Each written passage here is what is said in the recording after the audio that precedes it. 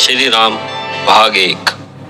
श्री राम भगवान थे या परमात्मा का अवतार थे, या श्री राम एक महापुरुष थे? हम कुछ भी माने, इतना अवश्य है कि उन्होंने अपने जीवन में वह कार्य किया जो एक महान आत्मा ही कर सकता है। ऐसा क्या किया श्री राम ने? यह तो हम जानते हैं कि उन्होंने दुष्ट राक्षसों और उनके राजा रावण का वध किया। क्या राक्षस दुष्ट थे? क्या रावण इतना बुरा व्यक्ति था कि उसका वध करना पड़ा? रावण कौन था? राक्षस कौन थे? कहते हैं कि लाखों वर्ष पूर्व पृथ्वी पर प्रलय आई थी और संपूर्ण पृथ्वी जल में डूब गई थी। सब कुछ नष्ट हो गया था। केवल कुछ भाग जो बहुत ऊंचे थे जल से बाहर रह गए थे और वहां कुछ लोग बच गए थे। उस बची हुई भूमि में देवलोक भी था। ऐसी मान्यता है कि यह वही क्षेत्र था जिसे आजकल तिब्बत कहते हैं। देवताओं में एक वृद्ध तपस्वी ब्रह्मा थे जो उनके पितामह माने जाते थे। देवलोक का राजा इंद्र था। देवलोक में सुख और शांति थी। लोग परिश्रम करते थे और उन्नति करते थे, परंतु सब लोग एक समान योग्य नहीं होते। कुछ ऐसे भी थे जो कम योग्य थे और उनको उन्नति करने का अवसर नहीं मिलता था। इस कारण वे दुखी हो गए। वे पितामह ब्रह्मा के पास गए और बोले, पितामह, हम क्या करें? हमें यहाँ उन्नति करने का अवसर ही नहीं मिलता। ब्रह्मा जी ने देखा कि देवलोक की जनसंख्या बढ़ गई है और सब लोगों को उन्नति के लिए यहाँ पर्याप्त अवसर नहीं है। उन्होंने कहा, दक्षिण में भी कुछ द्वीप जल से बाहर है, तुम वहां जाओ, परिश्रम करो और सुख भोगो। उन लोगों ने कहा, ठीक है पितामह, हम वहां जाएंगे और उन द्वीपों की रक्षा करेंगे। उनका आशय था कि उन द्वीपों पर अधिकार कर वहां बसने वालों की जंगली जीवों व जंगली लोगों से तथा अपने नव निर्माण की भी रक्षा करेंगे। ये लोग देवताओं के भाई ही थे। ये जब उन द्वीपों के रक्षक बने तो पहले उनको रक्षक ही कहा जाता था, परंतु कालांतर में उनका नाम बिगड़कर राक्षस हो गया। उस समय राक्षस कोई बुरा शब्द नहीं माना जाता था। न ही राक्षस का मतलब यह है कि उनके बड़े बड़े दांत थे या वे बहुत डरावने दिखते थे, परंतु सहस्त्रों वर्षों बाद जंगली लोगों को देख देख कर वे भी बुरे काम करने लगे। यहाँ तक कि मनुष्य का मांस खाने लगे। तब उनके शरीर बेडौल हो गए और मांसाहार के कारण उनके आगे के दांत बाहर निकलने लगे, जिससे उनकी आकृतियां भयंकर हो गई। धीरे धीरे उन द्वीपों में रहते हुए उन्हें कई सहस्त्र वर्ष और व्यतीत हो गए। तब तक देवलोक से जुड़ी धरती भी जल से बाहर आ सूख गई थी और वहां मानव बसने आरंभ हो गए थे, जो अत्यंत परिश्रम कर उन्नत हो गए थे। आर्यव्रत देश उन मानवों का मूल निवास था। यह आर्यव्रत ही आज भारत कहलाता है। आर्यव्रत के दक्षिण में ही राक्षस बसे हुए थे। इन राक्षसों के वंश में एक राजा हुआ विद्युतकेश। उसकी रानी थी सालक टटकटा, जो भोग विलास में लीन रहती थी तथा किसी की बेपरवाह नहीं करती थी। जो भी उसके भोग विलास में बाधा डालता था उसे मरवा डालती थी। इसी कारण जब उसका एक लड़का हुआ तो बच्चे का पालन पोषण उसे झंझट प्रतीत हुआ। उसने अपने बेटे को भी मरवाने का यत्न किया। उसने अपने सेवकों को उसका वध करने के लिए कहा। सेवक उस बालक को ले गए। वे स्वयं उसकी हत्या करना नहीं चाहते थे, अतः उसे मंदराचल पर्वत के शिखर पर छोड़ आए।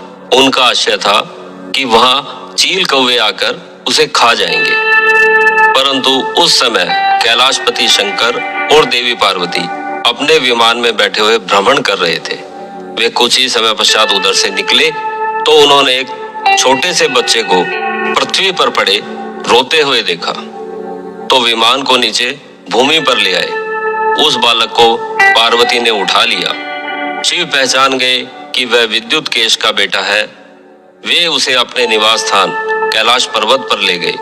पार्वती ने बालक का पालन पोषण किया और इस बालक का नाम उन्होंने सुकेश रखा। विद्युतकेश के पुनः कोई संतान नहीं हुई। इकलौते पुत्र के बिछुड़ने से वह दुखी रहता था। सुकेश जब बड़ा हुआ तो उसे यह बताकर कि तुम राजा विद्युतकेश के पुत्र हो, कैलाशपति ने उसे वापस भेज दिया। उसके लौटने के लिए उसे एक विमान उपहार में दिया। सुकेश का रंग रूप व चलने बोलने की विधि राजा विद्युतकेश के समान ही थी।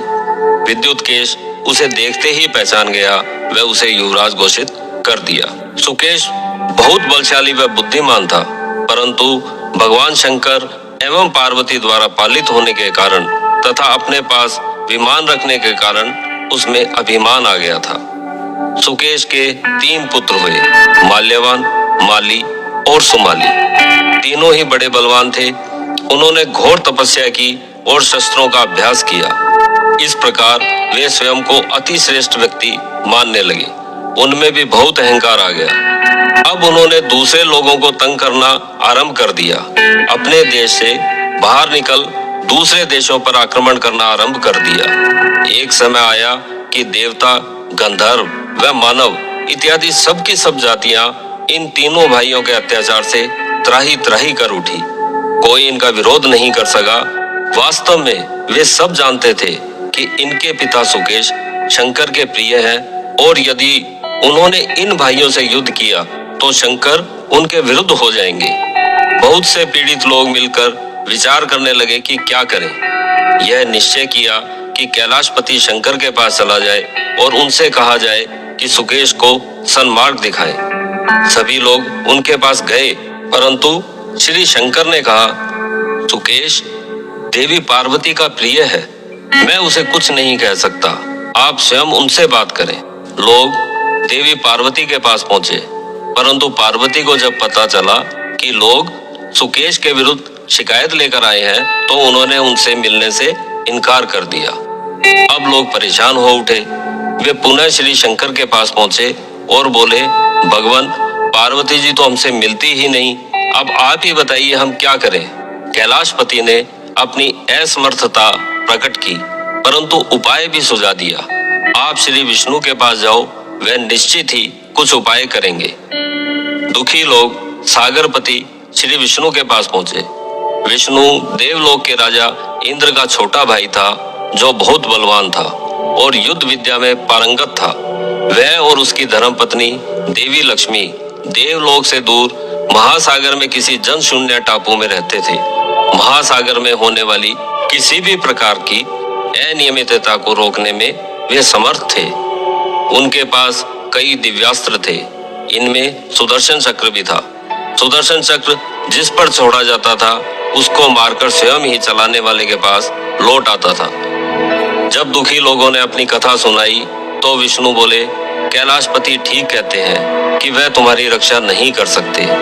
पार्वती जी सुकेश को बहुत प्यार करती हैं, इसलिए सुकेश के पुत्र भी उनको बहुत प्रिय हैं। मैं ही तुम्हारी रक्षा करूंगा।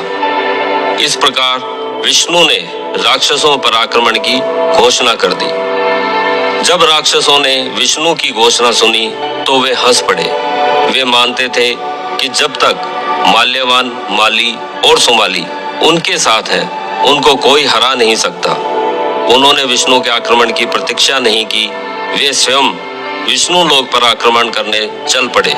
विष्णु भी दिव्यास्त्र लेकर राक्षसों से लड़ने निकल गए।